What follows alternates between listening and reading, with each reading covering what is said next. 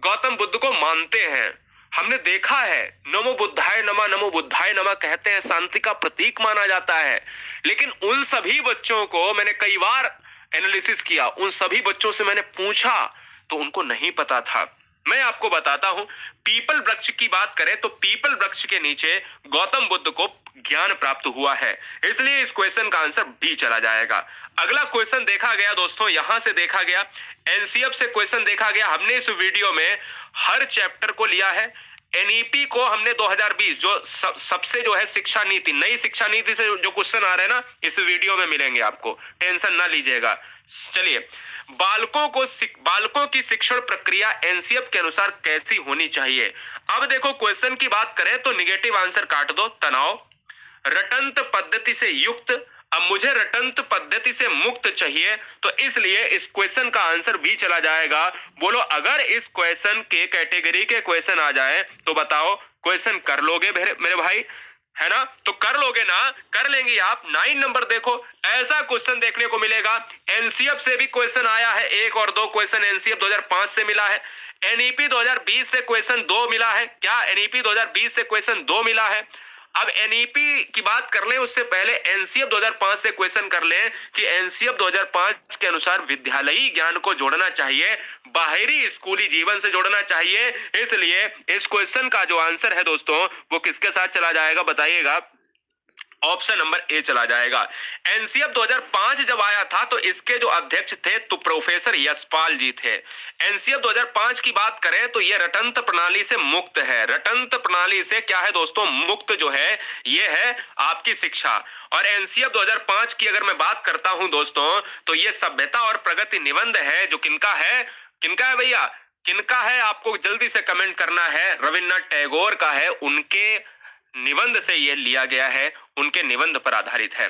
और एनसीएफ 2005 का जो सूत्र है एग्जाम में ये भी देखने को कल को मिलेगा दोस्तों, नोट कर लीजिएगा। एनसीएफ 2005 का जो सूत्र है वो है बिना बोझ के भार, इस तरीके से बात करी गई है, यानी शिक्षा, लर्निंग विदाउट वर्डन की बात की गई है। 10 नंबर आपके स्क्रीन पर है। निम्नलिखित में किस राज्य में तोरांग का अर्थ जंगल है? आने वाली शिफ्ट में इस क्वेश्चन को करने के लिए तैयार हो जाइए।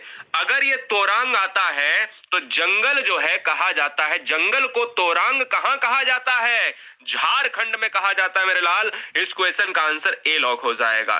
11 नंबर, ये क्वेश्चन बहुत से बच्चों का क्वेश्चन है। बहुत से बच्चों ने मुझे मेल किया, व्हाट्सएप किया कि सर कुछ इस तरीके का क्वेश्चन पूछा गया कि 11 नंबर क्या कहता है? नीचे दिए गए पक्षियों की कौन सी प्रजाति झटके से अपनी गर्दन को आगे पीछे करती है? दोस्तों मैं आपको चारों बता देता हूं, तीनों बता देता हूं, 3 ज्यादा आते हैं। जैसे उल्लू की बात करें तो 270 डिग्री जो है गर्दन, या 360 डिग्री लगभग में गर्दन घुमा लेता है, और उल्लू की आंखें सामने होती हैं। तो क्वेश्चन में आता है कि एकमात्र पक्षी बता दो जिसकी आंखें सामने होती हैं इंसानों की तरह, वो उल्लू है। एकमात्र पक्षी बता दो जो रात्रि का पहरेदार कहा जाता है, उल्लू है। और अगर क्वेश्चन में पूछा जाए कि कौवा, तो कौवा दोस्तों सबसे चालाक और चोर पक्षी की संज्ञा दी जाती है। मैना इस क्वेश्चन का आंसर जाएगा। झटके से गर्दन को जो घुमाती है वो मैना है। आंसर हमारा क्या? आंसर हमारा जाएगा दोस्तों इस क्वेश्चन का आंसर 4। चलो बहुत बढ़िया। नेक्स्ट क्वेश्चन आपके स्क्रीन पर है। कहता है कि किसने यह दावा किया कि सभी भाषाओं में होने वाले कुछ सार्वभौमिक गुण जन्मजात होते हैं? क्या आप ये क्वेश्चन कर लेंगे? मैं भैया बिल्कुल करवाऊंगा, केवीएस बीबीएस सब कुछ करवाऊंगा, टेंशन नहीं लेने का। ये क्वेश्चन आपके स्क्रीन पर है। अगर आपसे कहता है कि सभी भाषाओं में होने वाले सार्वभौमिक गुण जो होते हैं वो जन्मजात होते हैं, यहां पर दोस्तों क्या आंसर होगा? यहां नाम चॉम्स्की 12 नंबर का आंसर सी हो जाएगा। क्या आप सभी एनईपी 2020 से क्वेश्चन करने के लिए तैयार हो, जो एग्जाम में सबसे ज्यादा ट्रेंड हो रहे हैं? एनईपी 2020 के हम 4 क्वेश्चन बताएंगे और उन चारों क्वेश्चन में आपका एग्जाम क्लियर हो जाएगा। बिल्कुल सब तैयार रहो, 2-4 क्वेश्चन के बाद देखने को मिलेंगे। पियाजे से क्वेश्चन आ रहा है, तो पियाजे की भी बात कर लेते हैं कि बच्चों के बौद्धिक विकास की 4 विशिष्ट अवस्थाओं को यहां पर किसने बताया है मेरे लाल? तो 4 विशिष्ट अवस्थाओं को बताया है, पियाजे ने बताया है। और उनका आज क्रम पूछा गया था।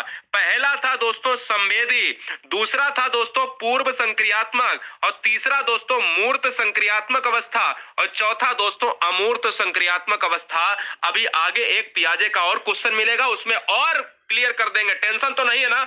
14 नंबर आने वाली शिफ्ट में दोस्तों देखने को मिलेगा। कहता है आपसे कि भाषा की पाठ्य पुस्तकें हैं, बताओ भाषा की पाठ्य पुस्तकें साधन है, दूसरा साध्य है, तीसरा संभव नहीं है, चौथा कठिन है।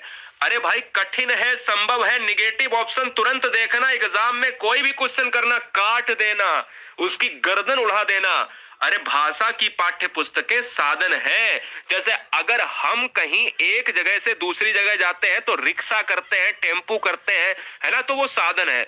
इसीलिए पढ़ने के लिए जो है क्या साधन है? पाठ्य पुस्तक। अगला क्वेश्चन 15 नंबर, देखिए 15 नंबर की बात करें और उसके बाद दोस्तों मजा आएगा। क्वेश्चन जो पूछा जा रहा है, पक्षियों से क्वेश्चन भी आ रहा है। 15 नंबर आपके स्क्रीन पर है, आपको लॉक करना है। चलिए, बहुत सुंदर। देखिए क्वेश्चन कह रहा है कि निम्नलिखित में से क्या पेट्रोलियम से प्राप्त नहीं किया जाता है? आपके एग्जाम शुरू हो गए हैं, 28 से 7 फरवरी तक होंगे। ये बात आप याद रखिएगा, अपने एडमिट कार्ड को चेक करते रहें। फिलहाल निम्नलिखित में पेट्रोलियम से कोयला नहीं प्राप्त किया जा सकता है, बाद बाकी सब किया जा सकता है। विटामिन से एक क्वेश्चन आ रहा है, फटाफट नोट कर लेना।